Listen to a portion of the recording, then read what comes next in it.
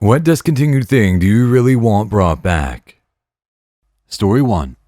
Old Cartoon Network. Does anyone remember the Cartoon Network website that had all the games on it related to the various cartoons? I can't remember any of the games, but I spent hours playing, and I'd like that back, please, without any adult responsibility. Basically, I'd like a time machine. Story 2. MTV. The one with the music videos. Younger people just have no idea how important MTV was. It was literally the only place where you were going to hear shit that wasn't on the radio. In the 80s and early 90s, with no internet, you couldn't really experience new music that wasn't on the radio. And if you grew up in a small town, you probably didn't have a cool radio station to listen to. 120 Minutes. Yo, MTV Raps. Headbangers Ball, and a bunch of others. You literally would never hear the music they played unless you could buy tapes for random bands you have never heard of.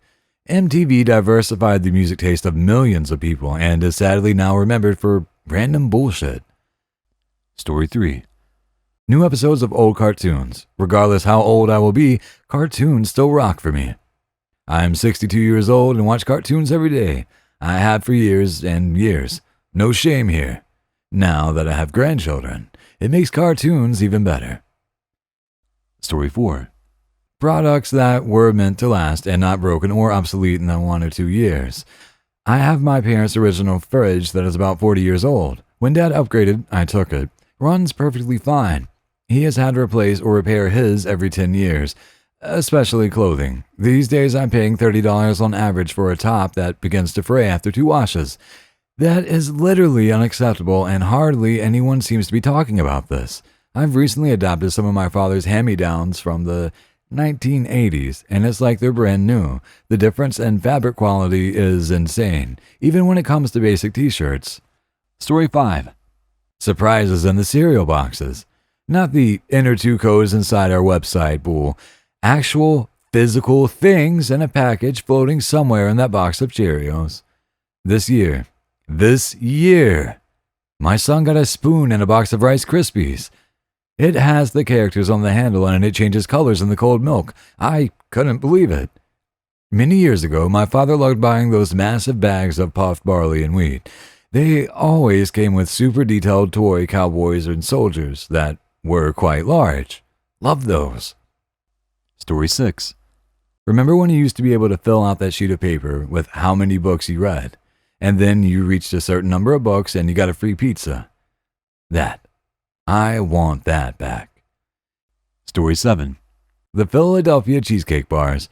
I love the strawberry ones. I can't remember if there were other flavors. This just triggered one of my earliest memories as a 5-year-old sharing a strawberry cheesecake bar with my childhood best friend. I remember it was such a treat since my family didn't have any sweets in the house. Then one day Aldi stopped selling them and we no longer had them. Now that I'm an adult, I have to find these things. Please, God, if someone knows where, let me know. Story 8. Altoid Sours. Loved those so much and still use the little tins to store random things. I would do unspeakable things for a fresh tin of those tangerine pieces of heaven. Story 9. Everything not being a subscription. I'd love to buy something and own it, not pay every damn month to use the stuff in my own house. At this point, I don't even know how to buy digital music anymore. Not even kidding. Edit. I don't own any Apple devices, and when I did have iTunes years ago on my Windows computer, I lost around $400 worth of music, and iTunes support said there was nothing they could do to help me recover it. I tried the Amazon app on my Android phone, not Amazon Music. But when I go to purchase a song, it tells me that it's not available for purchase on my device. My Windows laptop isn't great, and my Pixelbook literally just broke a few days ago. The screen just decided to stop working. I am seeing car manufacturers switch to subscription models for some of their premium features. Yeah, I've got the premium stereo system. No, it's never going to need updating or repair, ever. Ongoing maintenance on a car radio is horse crap, so subscribing to a car radio as a service is also horse crap. Story 10. Borders bookstores. I missed the hell out of Borders. Used to hang out with a chai and browse and read. Found a lot of books I never would have bought otherwise. There's no way to replace that with online. At least Barnes & Noble is still here for the time being. Story 11. Jelly jar juice glasses. In the 1980s and maybe early 90s, my family acquired a few sets, Dinosaurs and Tom and Jerry. They were the perfect size for kids to use, and the different designs helped us keep track of whose were whose. Mine was the pterodactyl. I don't know why they stopped being made. Seems like Pokemon and Star Wars would be great co-branding opportunities. Story 12.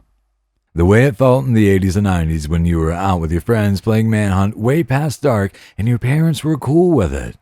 And you went home to play some NES or watch some movies with the whole fam after possibly stopping at Blockbuster.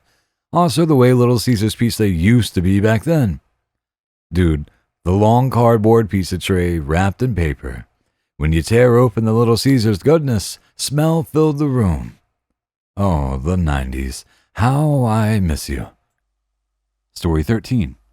Pizza Hut had this dessert called Hershey's Dippers, which were basically just chocolate breadsticks with hot Hershey dipping sauce.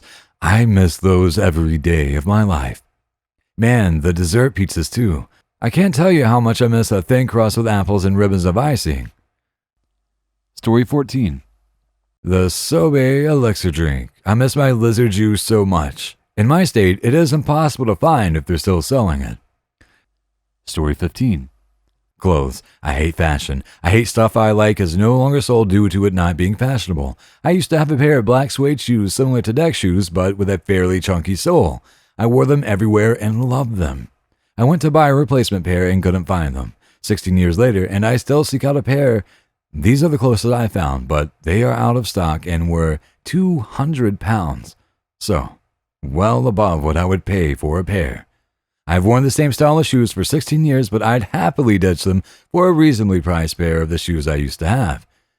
It's got so annoying that when I find an item of clothing I like, I buy more than one of them. I finally found some plain black, reasonably priced cotton jumpers last year, so I bought 2 or 3. It's not fair having to traipse around physical shops and the internet for an item of clothing. Story 16. When did you win a free Coke from the plastic bottle cap? Those were the best. Or the McDonald's Monopoly game when you could win free fries or something. Now they want you to enter a code on their website or scan a QR code and get points for whatever. Story 17. Butterfinger. It isn't discontinued, but I wish Pharaoh would go back to the original Nestle recipe. It tastes like I dropped a Butterfinger in a pile of sawdust and let it sit there until it expired and then ate it. No similar product can really compare to the original Butterfinger. Story 18. Bon Bon Candy. It's a brand. It was bought by another one. And the one they got bought out by only sells some of the hard candy and not any of the other ones. Holy shit, memory unlocked. I lived in Cheyenne, Wyoming during 7th grade, and my French class had a fundraiser to send a couple of students to friends, and we had to sell this candy. I took my box of candy home, and temptation took over. I opened a bag and tried one.